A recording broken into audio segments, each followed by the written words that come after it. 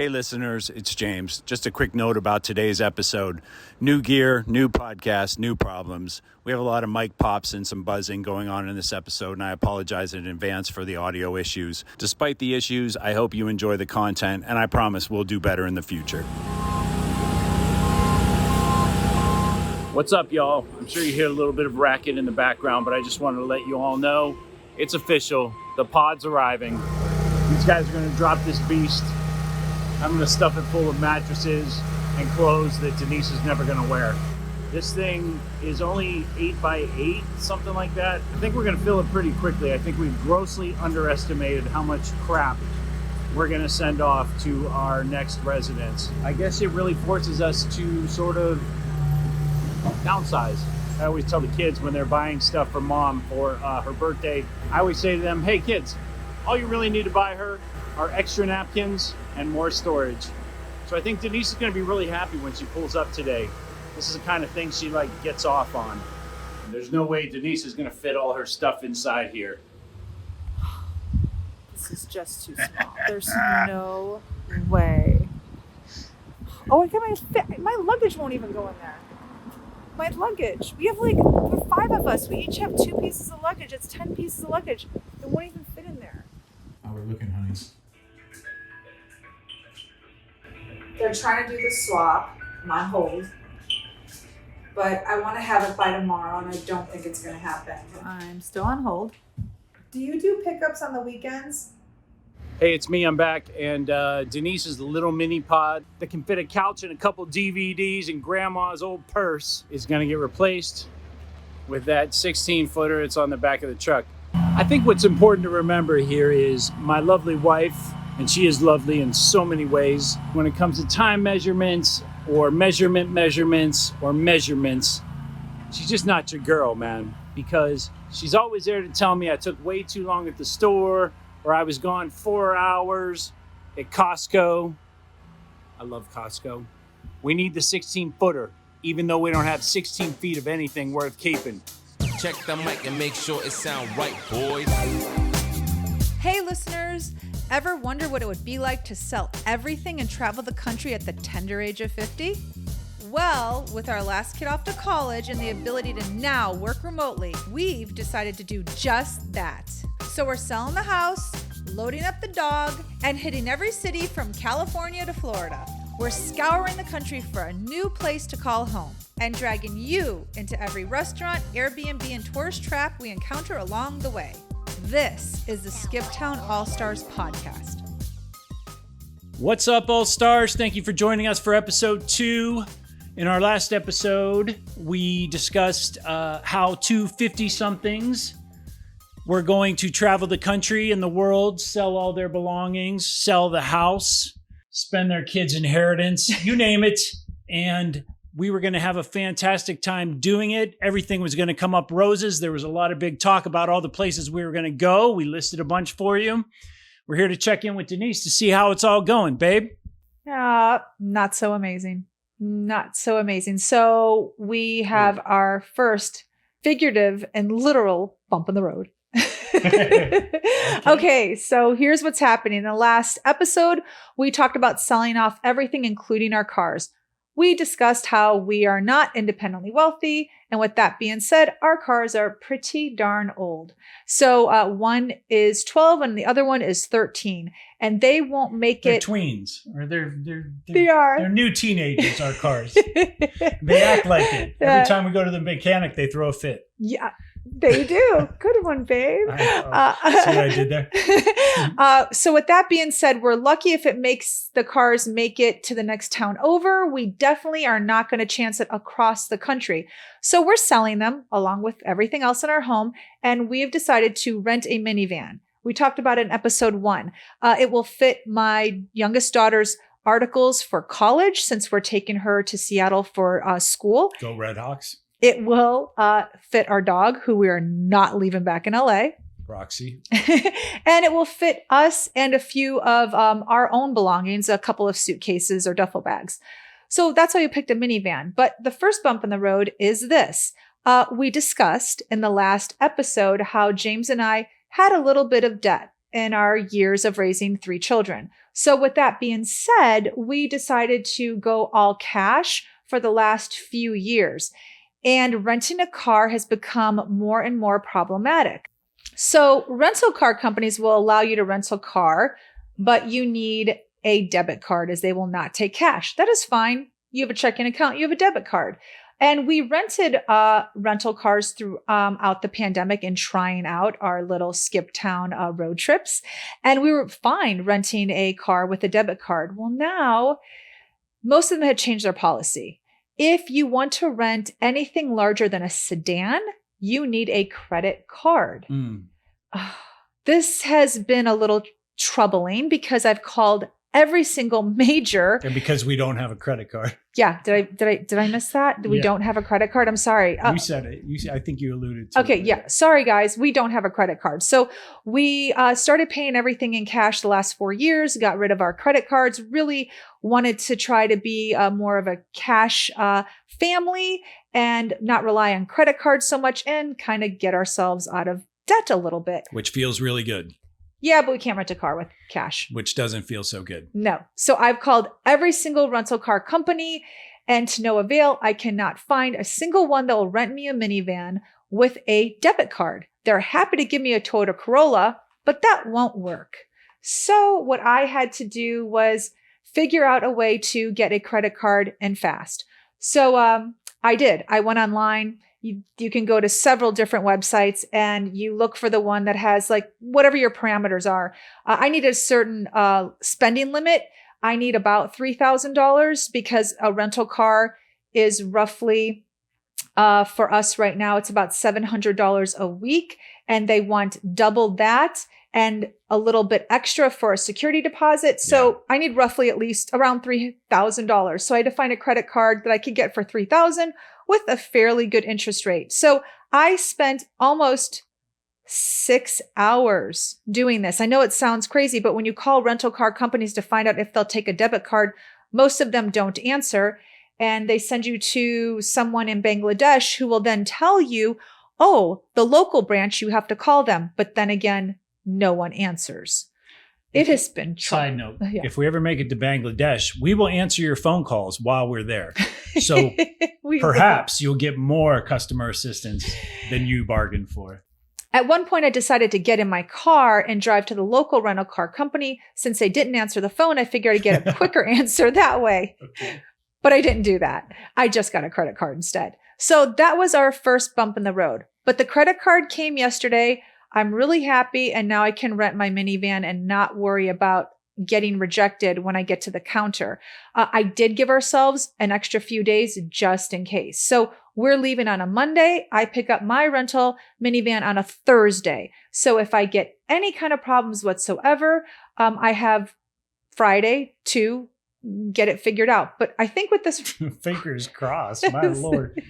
You always want to think of the worst in this That's situation. true. No, it's good to have that plan. So I'm thinking of the worst, but I have a credit card now, so it's going to be just fine. So that was the first little foray into problems on the road to paradise. I got to be honest. I'm really happy you're the one that has to deal with all that. Anyway, if you're here listening at the top of the show, you know that the pod arrived. And by the pod, I mean the closet or the outhouse that originally arrived. Yeah. That was way too small. We thought maybe we would just have a bed and some other items. And it doesn't matter. It's literally smaller. A car couldn't fit in it. So how are our clothes and papers supposed to fit in? And by the way, you know, in my defense, she told me on the phone, the customer service girl, it will fit a studio apartment. So when you think studio apartment, you do think couch, bed, a couple of end tables, clothes, some boxes. No, that's a closet. It was literally a closet, you guys. It was a joke when I pulled in and saw that little tiny box sitting in our driveway. I can actually verify that because I just moved our oldest daughter to an apartment in Texas, and I promise you her closet was bigger than our original pod. So cut to Denise on the phone and getting the pod switched out and all that stuff. And, you know, customer service was fine on the phone. But when the guy rolled up, he said he didn't have an order to take the 8-foot pod away and just wanted to drop the 16-foot pod on the street. I have had previous experience with a 16-foot pod being dropped on the street because when we were doing construction on our back house, we had to move all the contents to a pod. And wouldn't you know it, 2 weeks after I moved Street the cleaning entire days. back house into the pod, there were notices up all over the pod saying you have to move this because it wasn't street cleaning. They suddenly just wanted to coat the asphalt, basically. So that is true. they're going to come through with their slurry and do their thing for the first time in, say, 23 years that we've lived here. Yeah, pretty accurate. Exactly after I got the pod delivered. Yeah, I think it was 2 weeks after you got the pod delivered. Yeah. Pretty accurate. So I had to call them back, and I knew very well. The street is looking really crappy. We should put that pod on the side of Oh, the yeah, we street should. again.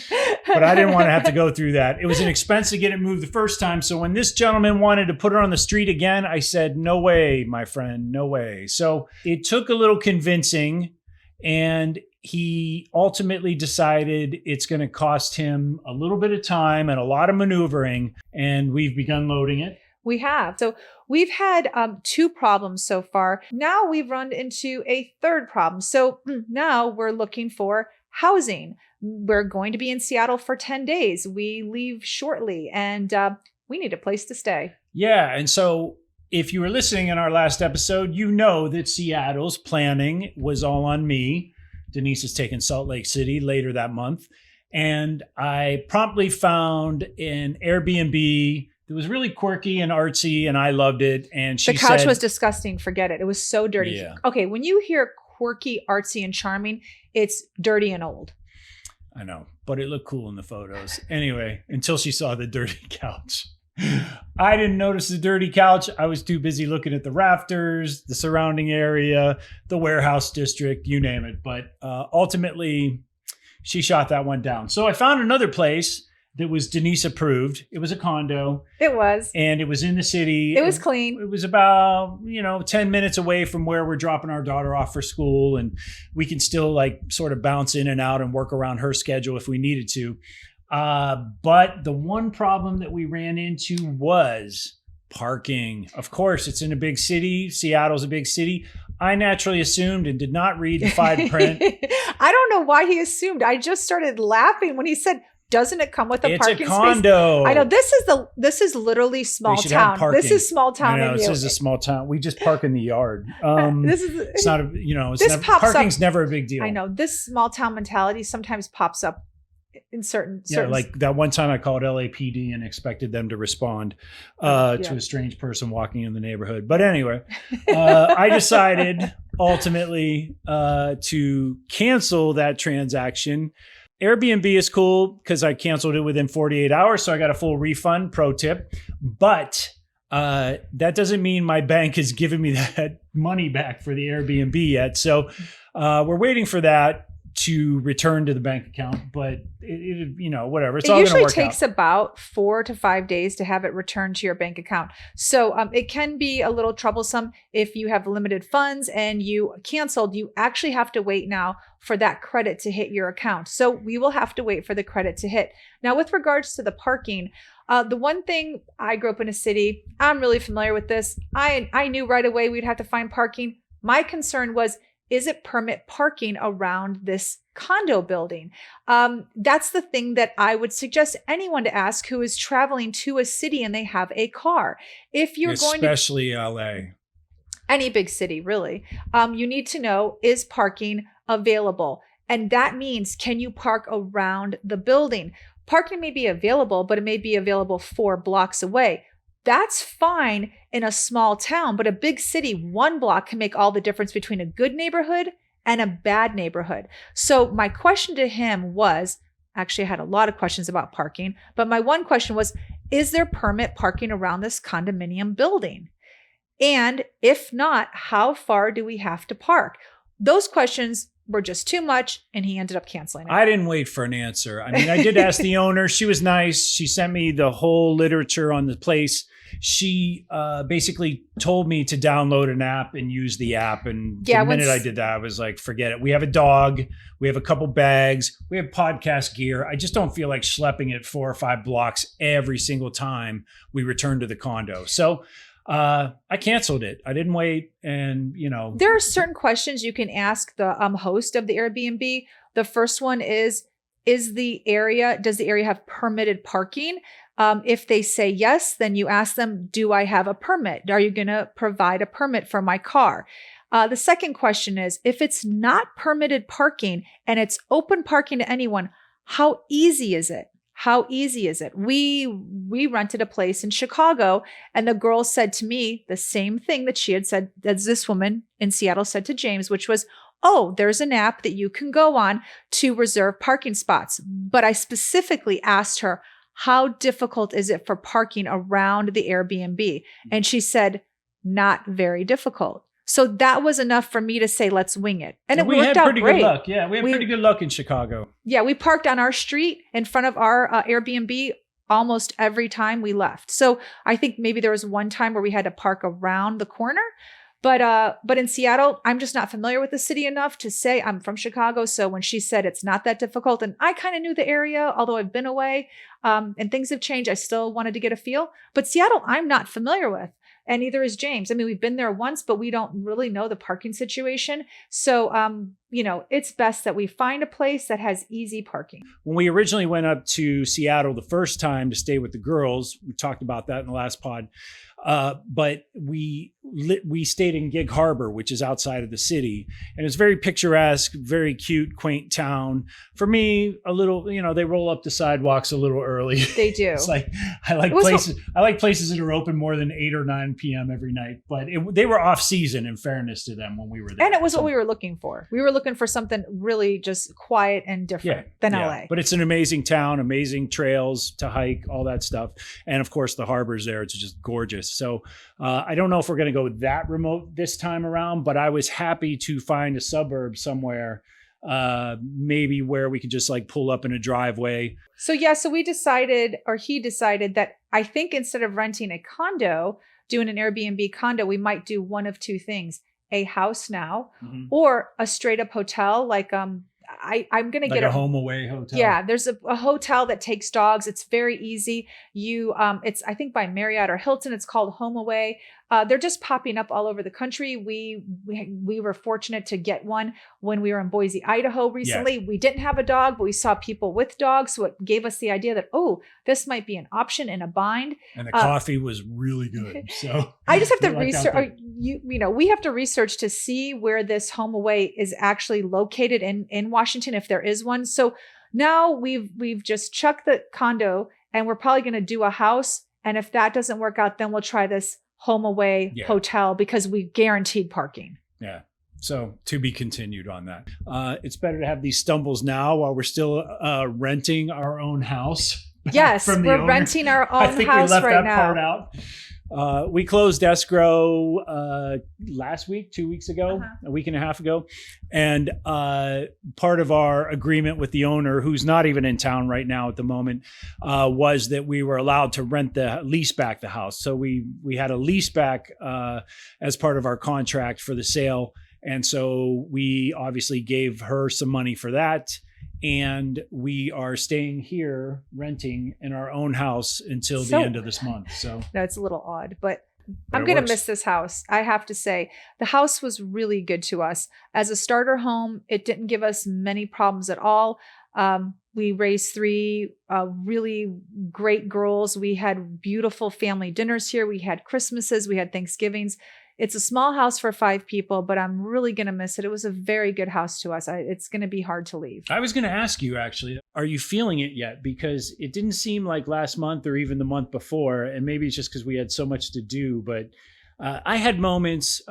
So we were fortunate enough where our oldest daughter actually dropped in from Corpus Christi one more time to say goodbye to the old house. And I have to say, I got a little misty-eyed a couple times when all 3 girls were under the same roof, and it was kind of our last night together as a complete family in the house those 2 nights, or the last weekend, I should say, we were together.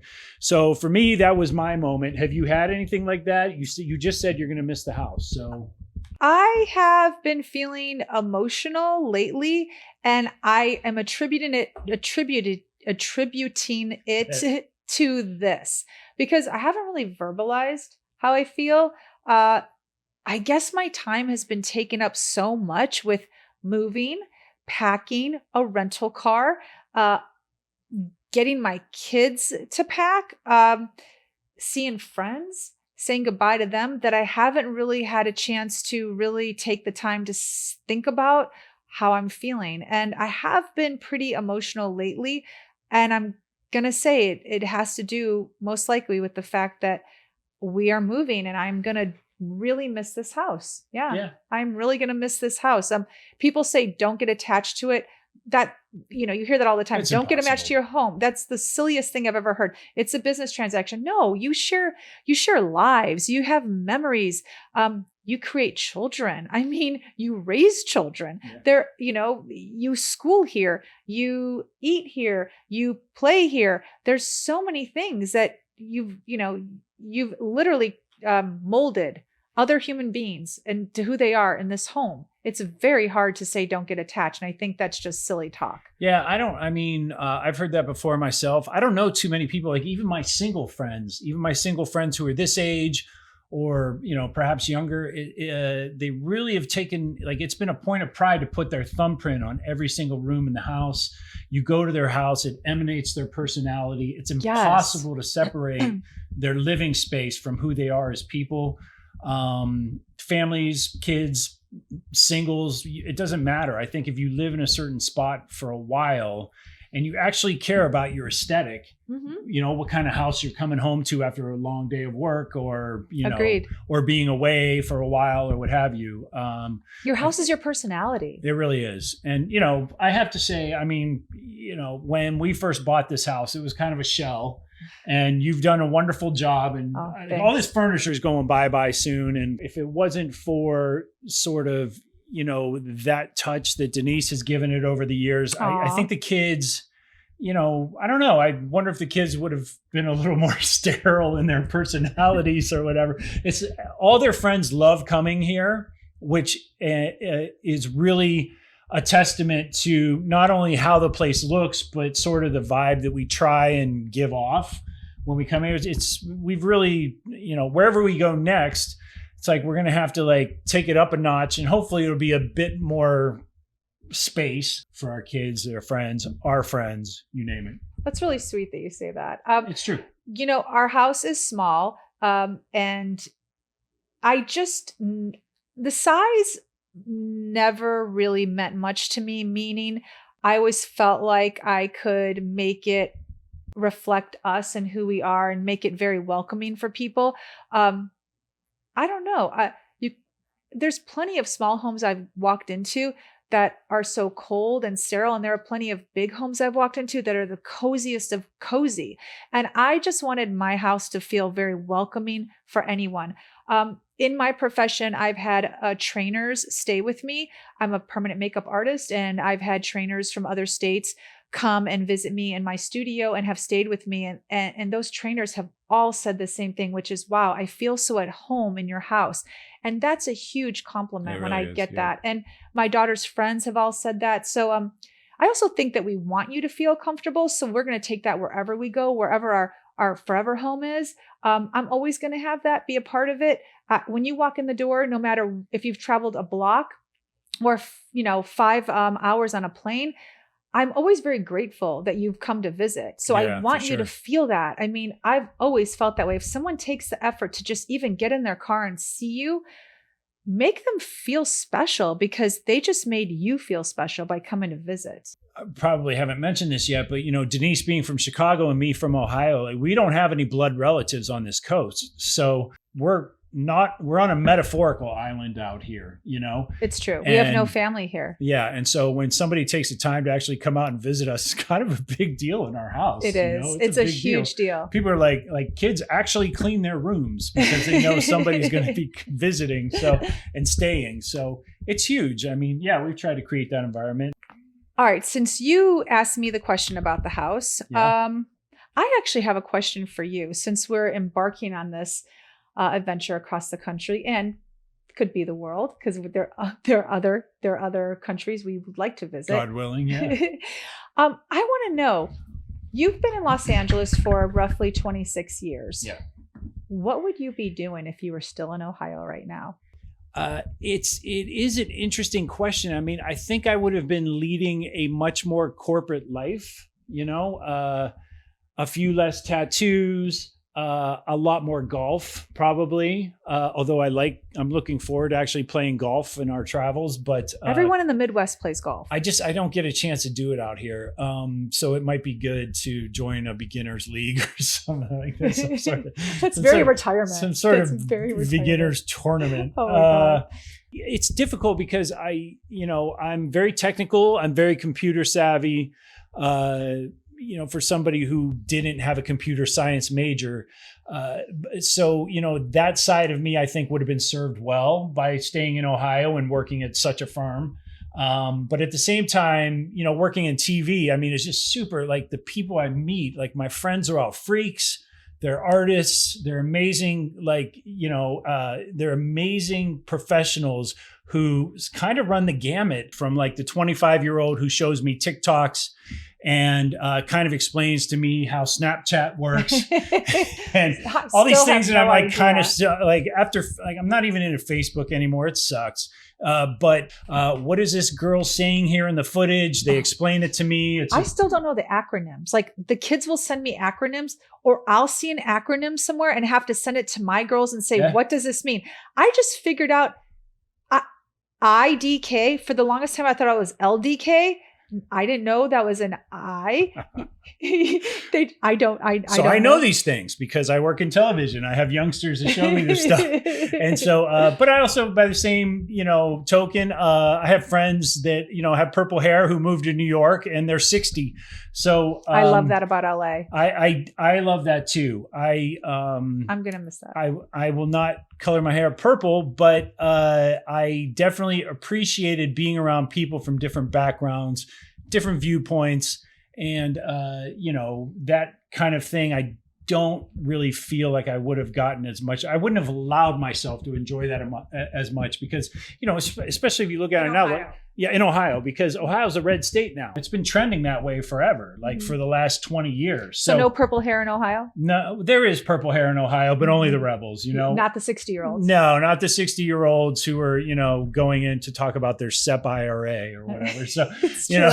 It's true. It's so misleading. It is. It really is. It's like, it could be anyone. It could be.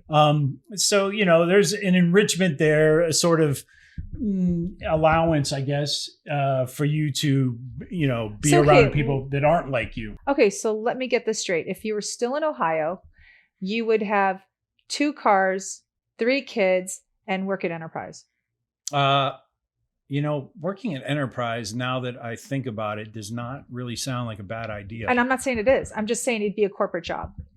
I would definitely be working a corporate job. So you'd be doing 9 to 5. I hopefully would have climbed the ladder by now so that I could like squeak out at 3. But that would have been the goal. Okay. You work 12-hour days here. 9 to 3 sounds really good. Do you wish you were back in Ohio? God, you've turned into a old man. I swear to God. Jesus. Okay. So you work 12-hour days. Getting off at 3 o'clock sounds pretty darn nice. Do you wish you were back in Ohio now? There was a time in my 20s where I saw all my friends like just sprouting up with houses and filling with kids and stuff. And I said, wow, that's really super interesting that they're able to do that at such a young age. And I have to be honest, when I was sleeping on my futon in Venice with like $200 to last me for 2 weeks, that all sounded great. Would I want to get off at 3 p.m.? Yes, I would want to get off at 3 p.m. Ohio does sound enticing in that regard. I just don't know. It would have been a lot of years working 9 to 5, doing something that probably wasn't very inspiring to me to get to that point. That makes sense. I'm not sure I would have traded, Okay. I can't say I would have ever traded. Like I've had the craziest experiences here. And I'm a visual person. So being able to work in television has been a real like gift these last 22 years. There's a price to pay for it, as you know. Yes. Okay. So I have one more question for you. Let's stick to the small town. Coming from the small town, was LA everything you thought it was going to be? I think it was, because being the type of kid that I was, who just wanted to leave my hometown and go out and experience the world, I certainly can say that I've gotten to do that here, for better and for worse. And when I first moved here, I had very mixed feelings about staying. I was worried about making money. It was a very expensive town. I could tell already, even in 1996 when I got here. I didn't know how I was going to make ends meet for myself here, just all by myself, let alone meeting you a couple years later and raising a family and all that. But I also saw that the people were really cool. They were all sort of walks of life. There was plenty to do in this city. There's so much to do here. It's very true. There's never a day. Literally, when I was single, I was going out on Monday nights. There's never a day that you don't have something available at your fingertips. No, for sure. And, our kids go other places and I say, how was it? They went to visit their friend in this state or that state or wherever. And they say, it's kind of boring. It's just a couple strip malls. And all they do is like, the only place you can go is like ice cream and food, or you can go to the mall, I know, but here in LA, you literally can be in the mountains one day and the beach that afternoon. The beach alone is enough to occupy 6 months out of your year. It's true. Or even in the winter, you can go down and jog on the Strand. It's still very picturesque. Bike riding. Yeah, all that stuff. Yeah. So, but that said, I would say overall, it's been a mixed bag. It's like the cost of my career and doing something that I really loved. I had to stay in LA up until recently. But the price for that was sitting in hour-plus traffic each direction to and from work. You didn't know that was going to happen when you came to LA? Like I don't know why I thought it would get better. It's only gotten worse. Even after, without getting too much into politics, but there was a time where they expanded the 405. It's worse than it's ever been. Unfortunately. Okay. So LA was what you expected or not? It was, I think I had a very realistic expectation of it when I first moved here. And I'm leaving with that same realistic expectation. It's like, I have hope for the people that I love and our friends and our community and all that other stuff. I don't have hope for city government. I don't have hope for traffic. I'm not leaving. Like, I don't have, hope for the gangbangers or the meth heads or the homeless or I just don't, I don't, I'm going out the way I came in, if that answers the question. So, okay. Yeah. So how about you? You came from clean San Diego. Well, no, but I'm from Chicago. Oh, I know. It was totally different. It is totally different than San Diego for sure. But LA was everything I thought it would be and more. I had the best time living here as a single girl. Living in LA, it was phenomenal. I mean, it was just you weren't single here for very long. I wasn't. I you know. Maximized your time while you were. I did, but even when we dated, I had the best time. I mean, I didn't. Let's get this straight. When you and I dated, we weren't that couple that said to the other person, "You can't do this, you can't do that." I was still me. I did whatever I wanted, and you did whatever you wanted. Yeah, you're still you for sure. And sometimes we did it together, and sometimes we didn't. Everything I thought this city was going to be, it was. So, that's good. It met my expectations and exceeded them. Right on. That's cool. So you've spent a lot of time in the last couple of years at one of your favorite spots, who's owned by one of our friends, the Bourbon Room. Yes. And it's seen some tough times and some good times. And, it's a bar on Hollywood Boulevard in Hollywood. It's a bar on Hollywood Boulevard in Hollywood. Highly recommend you check it out, especially if you're a rock and roll fan. In that particular area, it's the only thing of its kind. That is true. You would have to go down further to the Sunset Strip or somewhere to get, similar vibe and music. But the difference is with the Bourbon Room, you don't have to stand in line with 18-year-olds. So there's that. It's really people our age, a little younger. So it's like a 40-something crowd, but in the coolest bar environment, awesome music. Like it is just a great place to hang. So my question to you is, since you've drugged so many people there to Yeah. show them the bar, to check it out, to hang out, all Yeah. that other stuff, do you anticipate finding a place somewhere else that you're going to like as much? No, the Bourbon Room is one of a kind. There are many places all along in this country that are one of a kinds for that region. I would say that the Bourbon Room is one of a kind for Hollywood Boulevard and the Hollywood area. I hope to find something similar. I'm pretty simple. I just want to hear good music and, you know, be around like-minded people. I might find it. I don't know at my age if that's possible, because sometimes you run the risk of just finding dive bars. The Bourbon Room is just different. I mean, I think there'll be similar places in bigger cities, but I think the smaller towns, I'm going to end up just like, that might be a cute little like, you know, bar in like a restaurant, but I don't think I'm going to find something that's like cool music and cool people and, you know, cool Blondie posters on the walls. Yeah. Joan Or Jett. Guns N' Roses. Yeah, exactly. But No, I know it's your favorite hang, and I know I'm gonna miss it. You know, I mean, we've been busy the last several weeks, but I'm going to visit it one more time. I know, generally speaking, she can be found there at least 4 times a month. So that is true.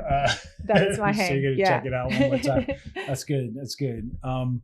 Yeah, and so I don't know. Does that bring us to like where we are about favorite things in LA? Favorite I think things so. we could lose in LA. What are your top 5? Give me your 5 that give I'm me your gonna 5. miss? Yeah, your 5 things you're gonna miss about LA. Okay, so number 1 is the Bourbon Room. I'm gonna miss the Bourbon Room for sure. Fair enough. That is my hang. Number 2, let's stay with Hollywood. Capitol Records building. I'm going to miss the Capitol Records building looking at it. If you've seen any movie about Hollywood, you have seen the Capitol Records building in that movie. It's almost in every landscape shot. And driving on the 101 freeway and getting off at the Vine exit, sitting on the top of Vine and looking down over Hollywood and having the Capitol Records building right there, it's iconic. And it's amazing. It's very, very much really is. Hollywood. So I'm going to miss that. I'm a music lover, so to me, it like has a special place. Yeah, for sure. Third place I'm going to miss is, I don't have a plug for this, meaning that they're not paying me to say this, but my favorite Italian restaurant in Los Angeles is called Panzanella. Panzanella. It is very good. It's in an area of Los Angeles called Sherman Oaks. The food is delicious, and I've had Italian food in a lot of places. I'm from Chicago. Great Italian food there. Been to New York. Great Italian food. Panzanella can compete with both of those cities. Love it. I'm going to miss that. Third thing I'm going to miss, the drive to Malibu. It is a beautiful drive. Again, if you which street? Any exit. If you can take Malibu Canyon Road, you can take Topanga Canyon, you could take Canaan. They are all beautiful ways to get to the beaches of Malibu. True. And if you've ever seen, again, any even reality show, they always have a shot of the mountains, the Malibu mountains, and cars going through the hills to get to Malibu. I'm going to miss the Malibu drive for sure. That's a good one. And then the other thing I'm going to miss, my clients from my business and the people in the Los Angeles area. I really made such a great group of friends. So I'm going to miss, clients that have turned into friends. I'm obviously going to miss my friends. I'm going to miss all the people that are like-minded. California is very progressive. I like that. I've always been progressive minded, living in Chicago, always forward thinking. So coming here, I'm going to miss the people that I've surrounded myself with. Again, being clients, being family, being friends, just neighbors who are very progressive and forward thinkers. I'm going to miss that about California. That's good. Yeah. Wow. Those are good ones. Thanks. You just rattled those off. Bing, bing, bing. I like it. What are you going to miss about Los Angeles? Well, I had to start thinking while you were talking about some of those. I will definitely miss Dodger dogs. Oh, yeah. Those are good. For sure. I don't care. I thought what Wrigley city Field had good hot dogs. Dodger dogs were good. Wrigley Field does not have good hot dogs. I agree. So far, nothing beats a Dodger dog.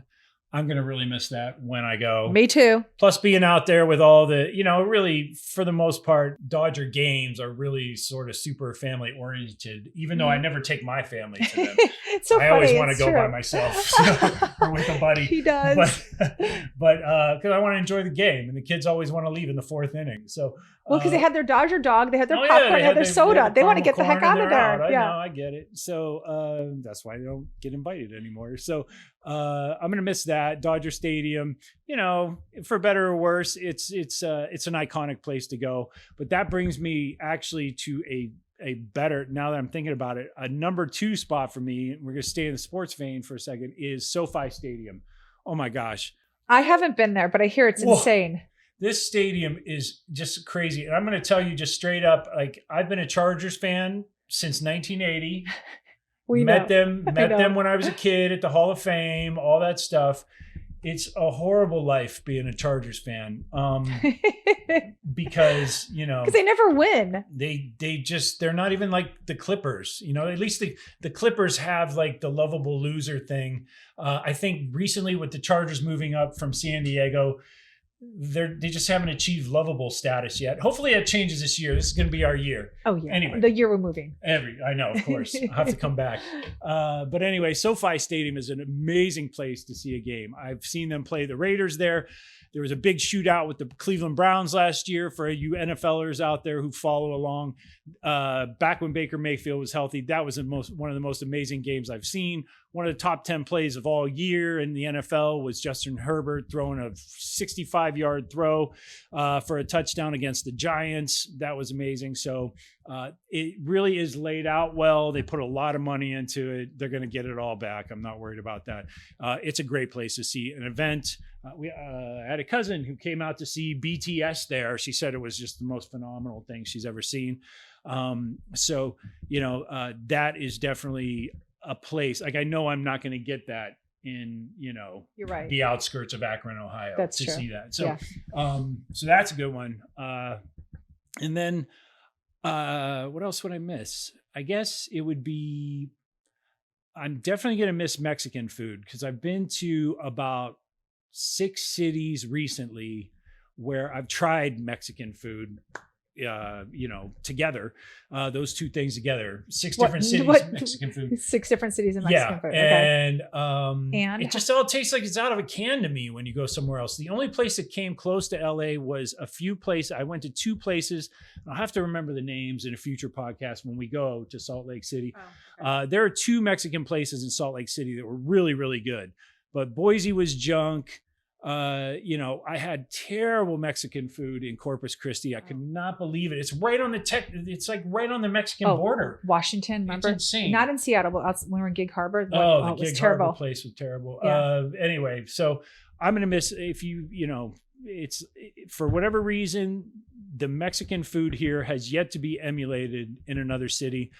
I accept your challenge. If you have a hometown and you say, this place is great, I will go there. Bring it. We will literally go there. I will burrito out. So anyway, so there's that. And then how many am I up to? You're on 3. Oh, I'm only on 3. Yeah. I will miss Angelinos. I will definitely miss Angelinos. I'm not talking about people who move here from somewhere else like we did. Oh no, we hate those people. Yeah, we do hate these people. And I was so hateable when I first moved here. I was a little jerk. I was a punk. And I really was. I could see that. Oh, I could. I'm not disagreeing. Yeah, I was not a nice guy. And so it took me a while to Los Angelize myself. But once I did, and, really. You're tolerable. And now I'm passable. So it should be the quote of the podcast. I'm passable. I'm passable. Barely. But Angelinos in and of themselves. Sorry. That's okay. We good? Mm-hmm. Angelinos in and of themselves are the coolest people on the planet. I don't care. Like, yeah, sure. I'm sure there are South American countries like Peru or whatever, where the people are so nice and sweet and all that. We love our Angelinos. Angelinos are mellow and they put up with us, people who come from somewhere else. Agreed. Like, my theory is LA gets a really bad rap. It does. There are so many great things about LA. There really are. But it gets a bad rap because I think every other city in America sends us their idiots. Agreed. It's like when they run their course in their own town, much like I did, they end up here and they're jerks for a while. And the ones who make it and finally like start to get it and hang around enough Angelinos end up being fine. And the other ones stay the same jerks they were when they got here out of their car. Yeah. Yep. So I'll miss Angelinos. And this is probably not going to be a popular answer, but I've been thinking about this a lot lately, especially because we spent the holidays there last year, is leaving Los Angeles. I'm going to miss San Diego the most. And I'm not talking not just San Diego. I can't believe you're saying that. Let's zoom in a little to Coronado Island. I know. That's pretty fabulous. Amazing. Catalina Island's cool. But it's like one of those things where if you're going to go there, sip wine and do the jazz festival and all that stuff, great, fantastic. You take kids there for like an hour and they're like, can we go? Like, there's nothing like Coronado Island. Coronado Island is amazing for families. You want to take your kids ice skating on the beach in December at Hotel del Coronado. I promise you it's worth, I don't know, you'll tell me. I don't even want to know how much it costs, but it's worth it because your kids will never, ever have an experience like that again. That's why we had to sell our house, by the way. That is why we had to sell it. We had to pay for Coronado. So, ice skating on Coronado in December exactly. by the beach. So, that's what we did. I know. But it's a great place to go. The bar is open to the public on the beach. You can go get yourself a Mai Tai, hang out, good vibes. It's Hotel del Coronado. So if you are interested and want to venture to San Diego, I highly suggest, and he does as well, to check out Hotel del Coronado. You do not have to stay there overnight in order to enjoy their amenities. You can go ice skating in December by the beach too. All you have to do is pay the price to go. Yeah, you can go ticket price. Pay for. Okay, so the sneaky tip is to get the ice skating and spend the money on that because it will be some money, and then just stay in one of the island motels. That is a sneaky tip. Hotels. Yes, you know that's for half the price. Yeah. Literally like, right down the street. There aren't cops on the beach. It's not a private beach. They don't treat it that way. You can walk in anytime. You can actually walk the grounds of the hotel. Nobody's going to hassle you. It is true. It's a very storied hotel. It's a very haunted hotel. It is. And I can't say enough good things about it. It's been a highlight for us for years here. Yes. So those are my top 5. Those are really good ones. Thanks. I've not bad for somewhat being off the cuff. I mean, some of them, the Dodger dog, I've been thinking about a lot. I got to get one more before I go. They rolled off your tongue very quickly. That was an easy one. Okay, so with all the things that you love, there has to be some things that completely annoy you and you will be so happy to never, ever see again when you leave LA or experience. Yeah. Do you have 5 of those to share? Probably. I have like 10. Not because I dislike LA, just because there are some really annoying things happening lately, which I'm like, oh, no. Yeah. Okay. So obviously homelessness is an easy one. I would say everything you read is correct. How about that? When it comes to the homeless problem, I really feel like between San Francisco and Los Angeles, it's a race to the bottom to see who can screw it up the most. We've given tons of money. Yep. The citizenry here probably gets blamed, or the colloquial LA as a whole, like LA is a mess and LA. We've tried our best. We've signed propositions. We've signed, legal action, whatever you did. There's just so much red tape. We've made calls to our councilman, calls to the mayor. I mean, it's a joke. Tax hikes, you name it. Yes. And, it's only gotten worse. Like, it seems like the more money we dump into it, the worse it gets. I am a Democrat, not particularly a liberal, but I am a Democrat, and I really despise our Mayor Garcetti. So he's my number 2 on the list. I want him to go away. I really wish Biden would have made him ambassador to India or wherever the hell he was going to go. But whatever, I sound like an angry old man now. But if you pay taxes here for a long time, one of the reasons I feel like we're willing to leave and sell the house is we feel like we get so little for our money here when it comes to city services. We have a neighborhood park that we can't venture to for even a picnic with the girls because it's overrun by homeless. Yeah. And I know they need a place to live. Yeah. I am fully aware of that. Our city needs to give them one. And that's the thing too. It's like we have given you this money. Yep. You said you were going to hire people to not just clean up the streets, make small homes. Give these people something. They're not getting mental health. They're not getting this. They're not getting that. They have major drug problems, all that stuff. Okay, so that's my 1 and 2. Homelessness. and Eric Garcetti's response to it, which I guess is kind of like the same, but whatever. Moving on. The other thing I'm not going to miss is when you walk into a restaurant or a bar or a work function and everybody has sort of stamped on their forehead, what can you do for me? You know, that's a big thing. Like, that's a really it's good kind one. of oppressive in this town if you let it. I think that's one of the reasons we've sort of flourished as a family out here in the suburbs, because when I do those things, and I'm not saying it's like the people I'm working with or whatever, like we're all in the same boat, but I'm just saying if you walk into somewhere dressed nicely or anywhere really, at a coffee shop. Okay, that's so crazy that you're saying this right now, because I have to just interject with this. We went to do you remember for our anniversary, this was like 4 years ago, we went to a very, very expensive steakhouse in Malibu. Yeah.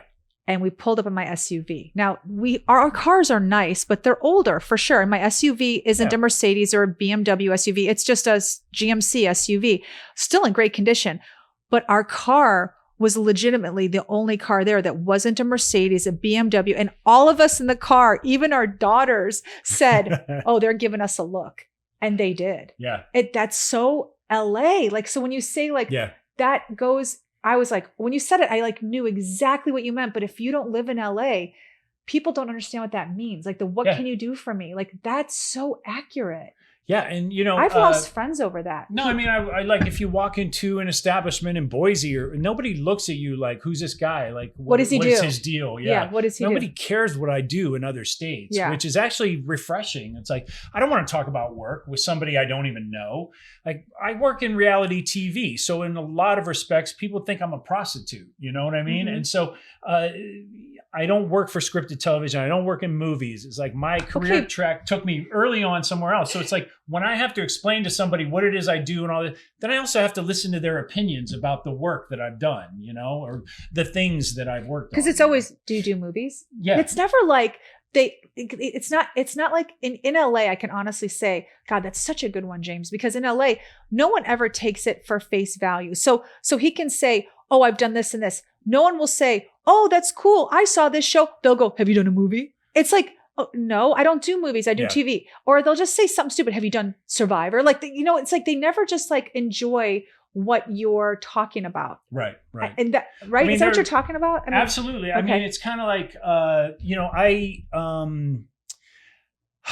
I've been at places and I've told people that I am a computer coder, which is not true. I started doing it, but I don't do that. That's a good story. The minute I tell them I'm coding, like I do coding for a living, they don't talk about my profession anymore. Like they don't want to talk about what it is I do. I'm not measured by it. It's just such an agnostic sort of non-political thing to say you do. So you just made this up. I did. Yeah. I just tell them I do something different than what I do because I don't want their thoughts on like when they ask me what shows I've worked on, and I say, oh, I worked on this one fashion show for like 6 seasons. It's, you know, it's a household name. Or I worked on a modeling show. You know it. I worked on it for 12, 13, 14 seasons.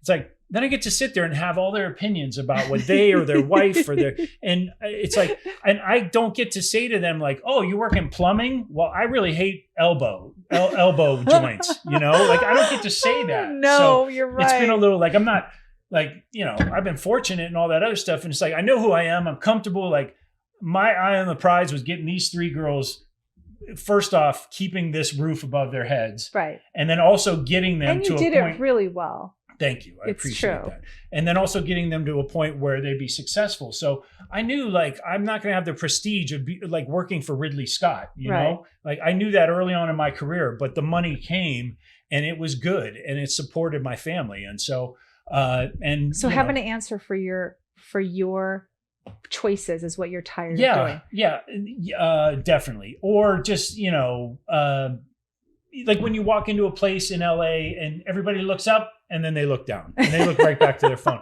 They're like, 50-something-year-old guy probably works in competition reality. I'm an actor. He's not going to help me at all. You know, like that kind of thing. It's like the minute people understand, even if it's a millisecond, that they understand that you are no use to them, they're not really interested. Oh my God. I agree. And that is such a good one. How about this? How about owning a beauty business, a day spa? When I'm out with cool people or they think they're cool, I literally just want to make shit up. Because the minute I say, no, I'm not kidding. The only reason I can't make shit up is because the person I'm with freaking knows what I really do for a living. So if I'm their +1 and we're at a cool place and I say, oh, I do permanent makeup or I own a day spa, the words haven't even exited my mouth and they are already turning their head and talking to the person next to them. And I want to be like, F you, because anywhere else in the world, being a business owner means something. But here, I'm not. Oh, if you said you were a theatrical agent or a commercial agent, they'd be having me over for dinner the next day. Everybody everybody to the busboy would be handing you a headshot and like, can I get you a mimosa? Can I get you this? Can I? Yeah. And so I own a beauty business. It's not cool enough. It's not fancy enough. Yeah. Mm-hmm. So I won't miss that. I've just, that's a good one. I look forward to being in a place where everyone else is as comfortable as I am in my own skin already. Does that make sense? Oh yeah. You know what I mean? It's 100%. Yeah. 100%. So it's like I worked really hard to be comfortable in my own skin after the last 2 decades. I was totally fine getting out of our GMC car at that steak place. And I just wanted to flip everyone off and be like, guess what? I'm really happy with this car. So go jump in that ocean. She was really happy with the car. I actually tried to trade it in once. She wouldn't let me. It fit. It had a 3rd row. Anyway, so moving on. Those are 3. Am I only up to 3? Oh my God, we got to wrap this up. And so traffic. 4 and 5. Traffic's an obvious one. I'm not going to miss. I think the whole reason podcasts were spawned was because people needed something to kill 45 minutes while they wait to get from the 405 to the 101. Not even their destination. So you can get a couple podcasts in if you're just going 12 miles in this town. To really put it in perspective for any of you that do not live in Los Angeles, 12 miles, an hour and 10 minutes, 12 miles. So calculate that. People on foot go further and go farther. People on foot go faster than I do in my car. 1 mile radius, anywhere the 405 and the 101 intersect.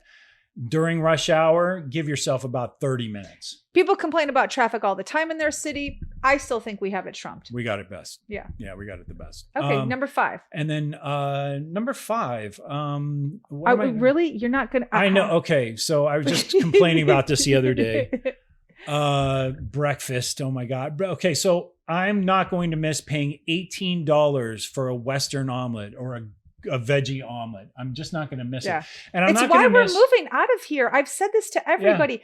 Find me a city where I can have breakfast for a family of 5 under, here comes the number, $125. For eggs. If you are a family of 5, how much do you pay for breakfast? Because I can tell you in LA, and we are not talking bougie, we are talking local diner, $125. 1 glass of orange juice is $5. Family of 5, $25 for orange juice. Did you hear that? $25 for 5 glasses of orange juice. Yeah. So if your hometown allows you to do all that for $50 or $60, please, by all means, let us know. Just because we're coming. We're coming for sure. We will definitely anywhere we can get eggs for half the price. I'll have breakfast for dinner. Yeah, for sure. Me too.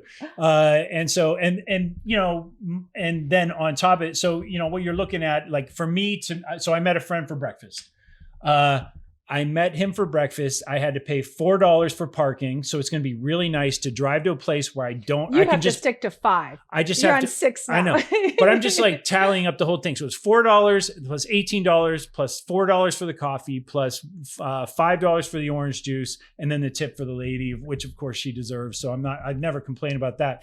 But we're looking at $30-something just to one person, just to go and shoot it with my friend for a little bit. Isn't that insane? It's insane. 1 person. So I won't miss that. You give me your top 5. I rambled long enough. It's okay. Top 5.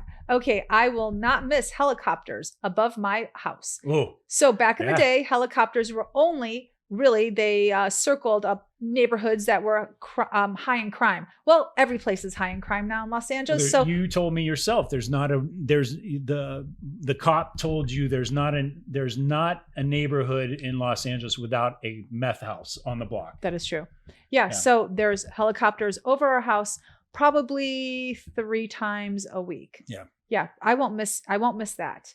I will not miss LAX airport. Ooh. LAX airport is awful. It sucks. Yep. You get off the plane and you easily have to wait 45 minutes for your bags. Then you have to stand on the curb and wait another 15 minutes to catch the bus to take you to the Uber terminal. And then at the Uber terminal, you then have to wait for your Uber. And then you wait an hour in in the car on the 405 headed to your destination.